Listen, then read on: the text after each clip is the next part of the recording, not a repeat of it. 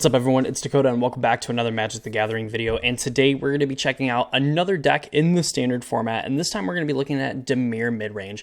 This is a deck that at the end of 2024 going into 2025 had a pretty solid identity of just being a straight up midrange deck. The conversations we were kind of having were, Dimir midrange or Gruul midrange, and now at rotation we've kind of come full circle. We've left this kind of self-bounce strategy, of course, things like this town ain't big enough getting banned, and of course Hopeless Nightmare that kind of gave the deck a lot of velocity to just kind of strip cards out of your opponent's hand and made them work with fewer resources than what you were going to end up working with.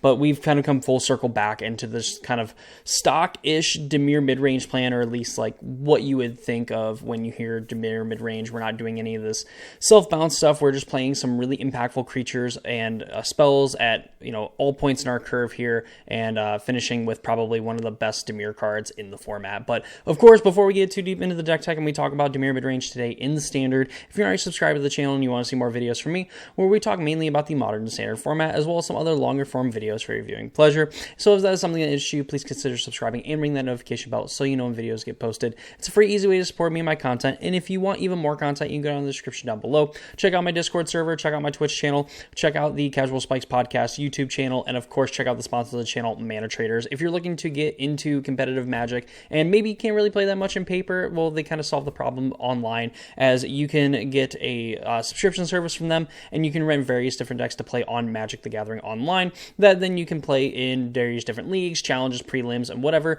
so that you can go and try to qualify for the Pro Tour or Regional Championship through the online path here. If you use my code in the description down below, you'll get 5% off your monthly subscription. They're an awesome service. I've been using them for probably about 5 years collectively, and I've been happy with my service. The longer you're subscribed, the cheaper your subscription gets. You can change your limits depending on what formats you want to play and how expensive those cards are, etc. So definitely go ahead and check them out. I cannot recommend them enough. And of course, if you decide to sign up, use my code for 5% off your monthly subscription.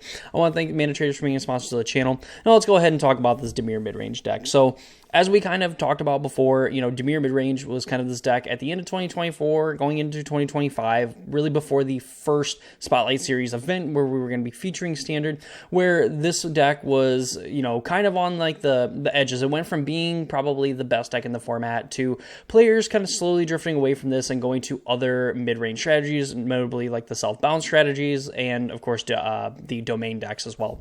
Now at rotation, we don't have domain anymore. We have a lot of the key pieces from the self-bounce deck are now, banned from the format.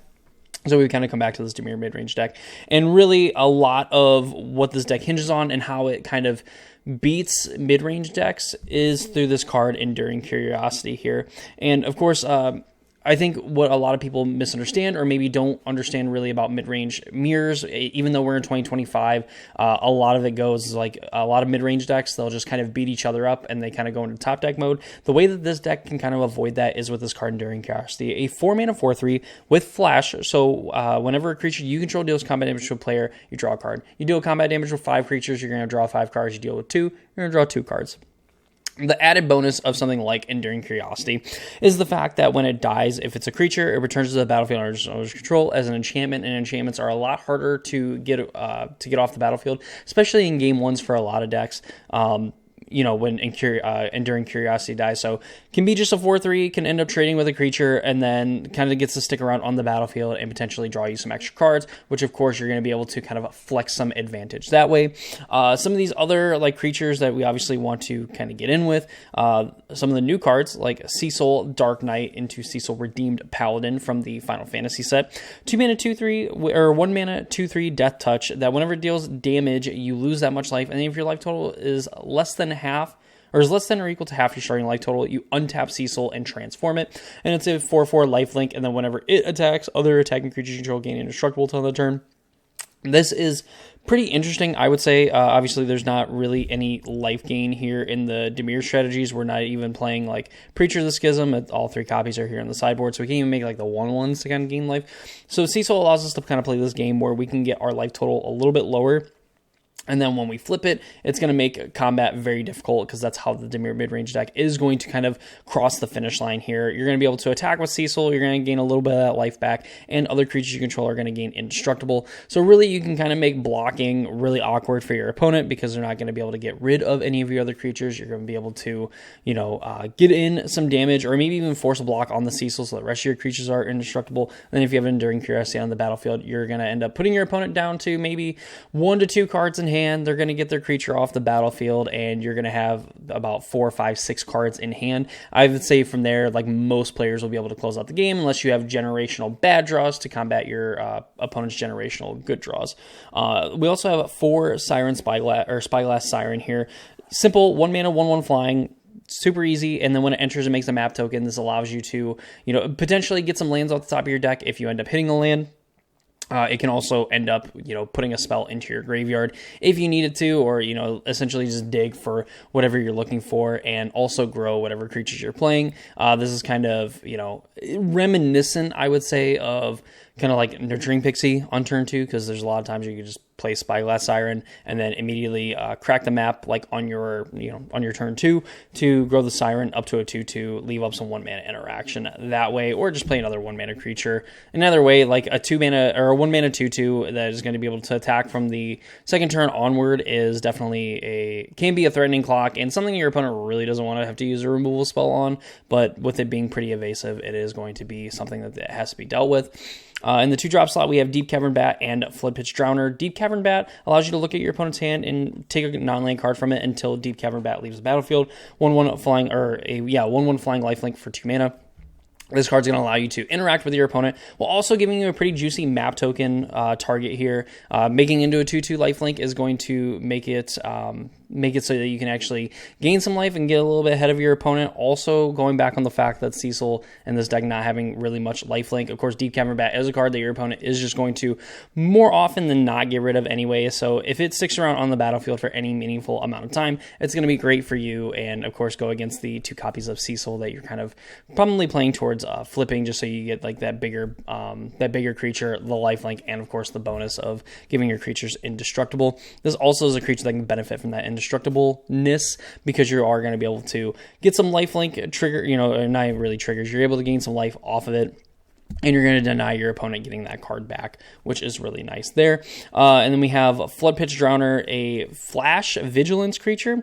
For 2 mana, it's a 2/1, and then when it enters, you tap target creature an opponent controls, and you put a stun counter on it, and you can pay 1 and a blue, tap it, and you shuffle Floodpitch Drowner and target creature with a stun counter on it into their owner's library. This is a card that's going to gain you a good amount of tempo here. You hold it up on turn 2, your opponent plays a 3-drop Floodpitch Drowner. You're going to be able to tap it down, and they're not going to be able to untap with it. So you're going to have a few turns of just being able to get into the red zone and tapping down like their biggest creature for essentially 2 turns, or at least 2 of your turns. So like this card does do quite a bit of work in that sense. And having vigilance as well, if you really just want to get rid of that 3-drop, you can just flash it in for 2 mana, tap it down, go to combat, attack, hit your opponent for 2, and then shuffle it back into your library and into their creature into their opponent's library. And also the fact that with this kind of tapping it down, it kind of works well with Enduring Curiosity, because you're going to be able to clear some of the blockers out of the way to make sure that you can draw a bunch of cards. And of course, if you need to, Floodpitch Drowner is going to be able to shuffle that creature back in. So definitely a lot of good utility there. Also has sneakily some really good synergy with probably the best card in our deck in Kaito, Bane of Nightmares, where it can, for -2, tap a creature and put 2 stun counters on it. So it does give you a little bit longer, where if you don't want to necessarily shuffle away the creature that you stunned with the Floodpitch Drowner, you can use Kaito to tap another creature down that's a pretty big threat, put 2 stun counters on it, and then you can just like leave it sit on the battlefield, and then eventually your Floodpitch Drowner can get rid of it before the last stun counter comes off of it, to ensure that it is completely removed from the battlefield and your opponent has an even harder time actually getting rid of it. Also, the fact that with Kaito as well, the fact that it is a ninjutsu planeswalker, which is an absolutely insane thing to see. Even in 2024, that was absolutely nuts. But normally you're going to want to play this for its ninjutsu cost. You're going to want to return an unblocked creature to your hand to put it into play, tapped and attacking. As long as your turn, it's a 3/4 ninja and has hexproof, so your opponent's going to have to spend their turn trying to get rid of it. So essentially it forces them to play at sorcery speed-ish to get rid of the Kaito if they can't profitably block it, which they're not really going to get, at least the first turn anyway of being able to block it, because it's going to come in as an unblocked attacking creature. You can +1 to give ninjas you control +1/+1, and this is a way that you can like grow the Kaito. You can turn it into a 4/5, buff the loyalty some, so if your opponent's trying to race the Kaito, they're going to have to attack the Kaito, but then you're also adding loyalty to it, plus potentially leaving back some blockers as well, so things can get really weird there. That's like normally a way that you end up kind of just hurrying up to kind of close out the games. 0, you surveil 2, then draw a card for each opponent who lost life this turn. A lot of the time you're going to be the ninjutsuing Kaito into play and then using the 0 ability to surveil 2, draw a card, which is totally fine. Even if that's really the extent of the value that you get from Kaito, it's kind of okay because you're returning back cards like Tashawn's Tidebiter, who we haven't really gone over with, but it's essentially like a Stifle that if it targets a artifact creature or a planeswalker ability, that permanent loses all abilities for as long as it remains on the battlefield. So you're able to like stifle something and then get aggressive with it. It's a pretty quick clock at 3 power. And also just getting to return it back to your hand to put a Kaito into play and then potentially still leaving up mana for Tashawn's Tidebinder on something else is really nice here. Of course, like Deep Cavern Bat, Floodpitch Drowner, Spyglass Siren, Cecil maybe not so much, but like these creatures you're totally fine with like returning to your hand to put Kaito into play because they're going to give you some amount of value when they come back into play. And then going to like the spells. So this is where things kind of get interesting. The parts that we kind of went over here, you're looking at potentially curving out with creatures, playing a 1-mana creature, 2-mana creature, flash in Tashawn's Tidebinder or return one of them to put in Kaito, and then looking to leave up mana to either interact with your opponent's board or flash in Enduring Curiosity and start getting in damage and drawing those extra cards so then you can profitably interact with your opponent's board. Our forms of interaction here are 2 Phantom Interference, essentially a 2-mana counter target spell unless they pay 2, and it's a little bit of a mana sink later because then you can spend 5 total mana to create a 2/2 flying white spirit creature token and then also counter a spell unless they pay 2. A lot of the times you can get your opponent very early on with Phantom Interference. This card does have diminishing returns later on in the game, but this is a card that for sure you can get some value out of very early on, and it ends up just being a 4-mana make a 2/2 later in the game if need be, if your opponent's not really playing anything, which of course gives into our like Enduring Curiosity stuff, gives us something that potentially unblocked for Kaito, those sort of things. Tragic Trajectory is a new card from the Edge of Eternity set here. For 1 black mana sorcery, target creature gets -2/-2 until end of turn. That creature gets -10/-10 until end of turn. If a non-land permanent was left the battlefield this turn or a spell was warped this turn, obviously with cards like Floodpitch Drowner, Shuffle Effect, and Kaito being able to return a creature back to our hand, this is going to kill enough creatures early on where it's going to find a spot in your deck. And on top of that too, you do have some ways of getting your own creatures off the battlefield or potentially just attacking into your opponent's stuff and having your permanents leave the battlefield or your non-land permanents leave the battlefield to allow Tragic Trajectory just to be a 1-mana removal spell. Like this card is very flexible in that sense. And there's a lot of cool ways that you can just kind of trigger the void part of Tragic Trajectory just to make this a 1-mana removal spell on essentially every creature that exists on the battlefield. Bitter Triumph, 2 mana as an additional cost. You discard a card or pay 3 life and destroy a target creature or planeswalker. Super simple, super easy to understand. If you have the life to pay it. If you have a bunch of extra cards in hand, which a lot of the time when you have Enduring Curiosity going, you have an extra land that you can pitch to it. Super easy. Get rid of any creature or planeswalker that's kind of annoying you. Shoot the Sheriff. Destroy target non-outlaw creature for 2 mana. And I believe this also has a pretty sweet promo as well, so definitely can't go wrong there. Fey Bloom Trick is probably one of the more interesting ones when you're trying to set up those Enduring Curiosity plays, where for 3 mana you can create 2/2 blue fairy creature tokens with flying, and you can tap a creature an opponent controls. This allows you to, tap maybe your opponent's biggest creature. You can have like 3 to 4 creatures in play. You're able to sorcery speed, play an Enduring Curiosity, hit your opponent for 4, 5, 6 damage, and then draw 4 cards. Which even if that's kind of the extent of how that goes, you're up 4 or 5 cards on your opponent, and you definitely got your value from Enduring Curiosity. And the Curiosity is still going to be a creature on the battlefield, meaning that they have to have 2 spells to get rid of it. You're just up so many cards at that point, and Fey Bloom Trick allows you to kind of push that advantage against some of the other slower mid-range decks. And we have 1 copy of Nowhere to Run. This is kind of a neat fun of, because obviously it's a flash enchantment that is very famous from the self-balanced decks, 2, and then it enters, you can give a creature an opponent controls -3/-3 till end turn, and then your opponent's creatures and your opponent's creatures your opponents control. I don't know why I was missing that first word. The target spells or abilities, though they didn't have hexproof and ward abilities of those creatures don't trigger. So you're essentially able to get rid of their ward and hexproof and target their things, which kind of opens them up for the few removal spells that we end up playing. Mana base, since they lost the Fastland and the Underground River, they are able to replace it with something Watery Grave, which is probably one of the best dual lands that we're ever going to get in Standard. Super easy, enters. You may pay 2 life to have it come to play untapped. If you don't, it enters tapped.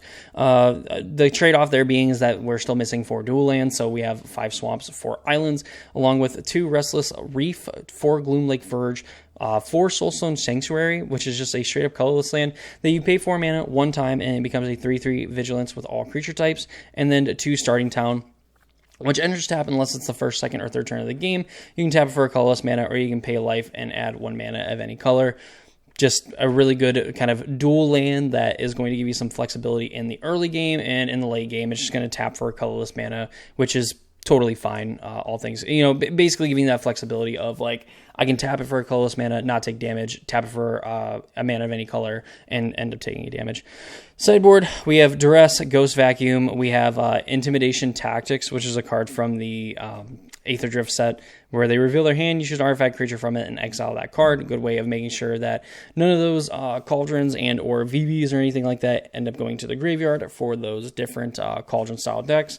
Disdainful Stroke, negate another Fabloom Trick, 3 Preacher of the Schism, which has been a really good card in like kind of these mid-range mirrors where you're just able to attack with it. It's got a lot of toughness.